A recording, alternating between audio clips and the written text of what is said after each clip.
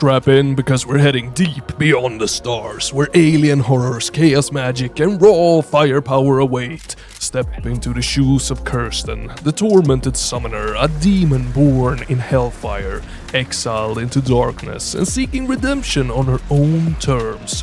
Armed with an arsenal of heat-based weapons and forbidden summoning magic, she brings destruction to all who stand in her way. But the void of space is vast, merciless, and teeming with monstrosities beyond imagination. Will you conquer the unknown, or let it consume you?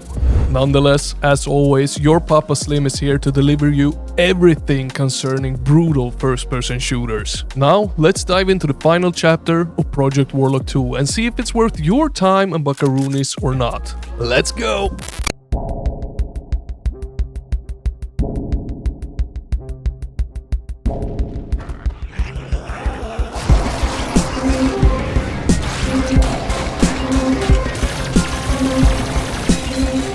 Let's kick things off with a quick rundown of what Project Warlock 2 actually is. In short, it's as modern a boomer shooter as it gets. It features 3 distinct chapters, each following a different character's story, taking place in the same universe and timeline, but offering unique weapons, abilities, upgrades, perks, monsters, and levels.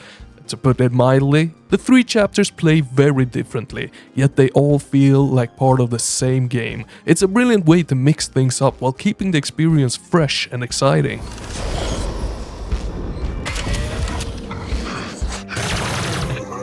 Now Chapter 1 is all about fast-paced mayhem, giving you an arsenal built for crowd control. Chapter 2 shifts gears, demanding precision and careful takedowns of tougher foes. And Chapter 3 a blend of both styles. But again, I want to emphasize, each chapter brings entirely new gameplay elements, with the only constant being the overall feel and aesthetic of the game. And that's pretty damn awesome in my book.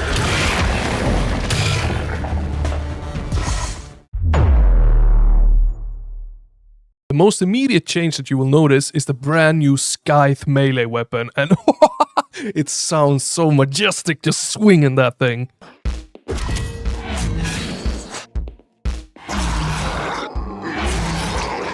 Functionality-wise, it's decent, but there's not much incentive to use it outside of conserving ammo, which, let's be honest, it's rarely an issue in the game, because the game throws so much freaking ammo at you, it's like candy. Then we have heat-based weaponry. Every weapon except the Scythe uses an overheat system instead of traditional reloading. And here's the catch, cooling a weapon down takes longer than reloading would, meaning the game actively encourages weapon swapping. And I freaking love that. I've said it before and I'll say it again, games that push you to swap weapons dynamically create a much smoother combat flow. Instead of relying on a single shotgun for every encounter, you start to instinctively switch weapons based on their strengths and weaknesses, making every fight much more engaging.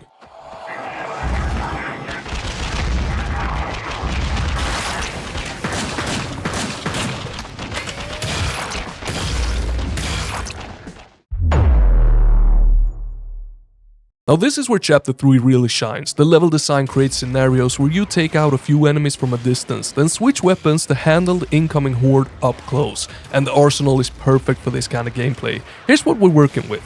A shotgun for close-quarter destruction, precision railgun for long-range headshots, a pulse rifle for sustained fire, a lava spewer to melt through your enemies, a magic staff that fires rapid shots pretty much freaking everywhere, and it's like your backup weapon when everything else is on cooldown.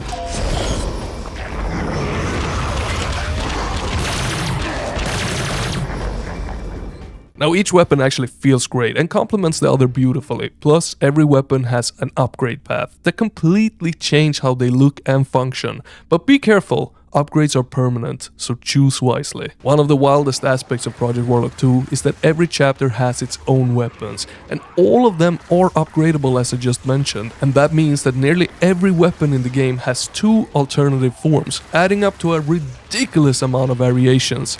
And because they're spread across different chapters, none of them feel redundant, something many shooters struggle with when they overload players with too many weapons.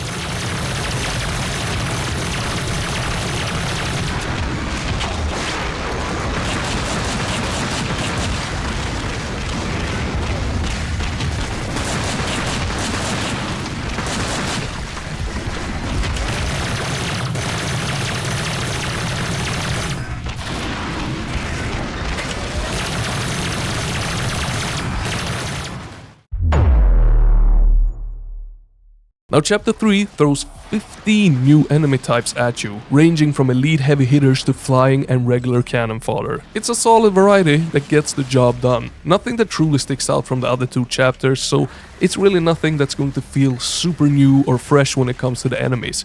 But let's talk a little bit about the boss fights, or rather, the lackluster execution of them. Now each of the chapters, they have bosses in them, but they barely play a role in the game at all, which is such a missed opportunity in my book. Some of them are even so forgettable that I didn't even realize that I took down a boss before it was dead. And other times, it's impossible to miss that you are actually going to be facing off versus a boss, because the game builds up this epic arena where the boss spawns in and then it takes you 5 seconds and it's dead.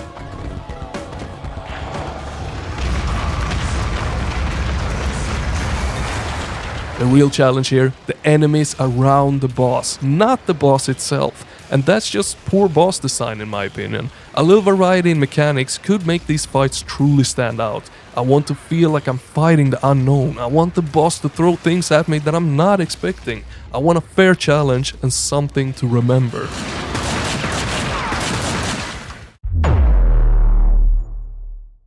Now apart from that, chapter 3 takes us through sci-fi settings filled with verticality, secrets and diverse combat arenas. It's a great setup, but after a while things start feeling a little too samey.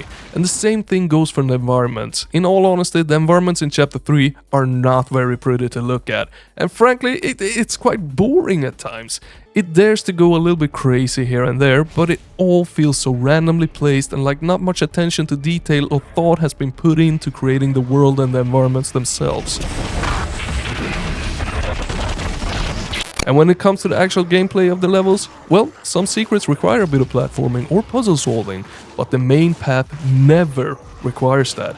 It would have been great to see some light platforming or puzzle segments incorporated into progression, just to break up the standard loop of walk through corridors and then enter a combat arena. Mixing things up would make the whole experience feel more dynamic and less of a rinse and repeat situation.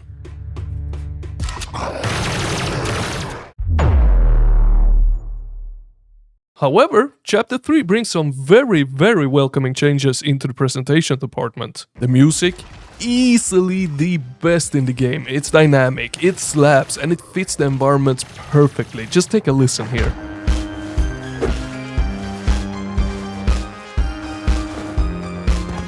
The visuals, as gorgeous as ever, with some noticeable cleanup. There's less visual clutter, making it easier to appreciate the game's beauty. And the 3D model to sprite technique, still freaking genius. It creates a level of smoothness that most sprite-based games can only dream of. That said though, the game still needs some technical polish. In my single playthrough of chapter 3, I got stuck twice and I had to reload my last save.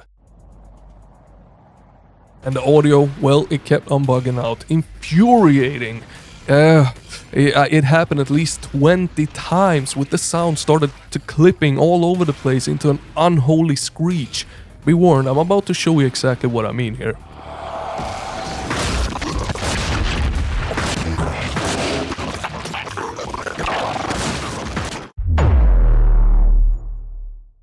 Chapter 3 is an awesome addition to Project Warlock II. It's just as badass, just as fun and over the top as the previous 2 chapters, and the combat feels just as punchy as ever. And while many think that this is the end for Project Warlock 2, it's actually not. The game still hasn't hit its 1.0 release, meaning more content, improvements and surprises are on the way.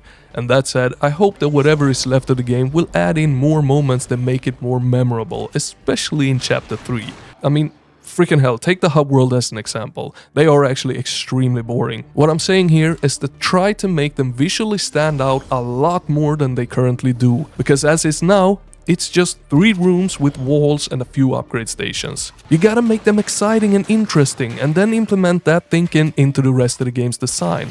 That's what is currently lacking the most in Chapter 3. But the negatives, it doesn't even come close to outweighing the positives of this game. It is still undeniably a punchy fun shooter that no boomer shooter fan should miss out on. But now you got my pros and my cons focusing on Chapter 3. So if your love for first-person shooter games is as intense as this bold man's love for first-person shooters, remember to hit that like and subscribe because I got a ton more to show and talk about when it comes to FPS games. And most importantly, remember that Papa Slim loves ya. Over and out.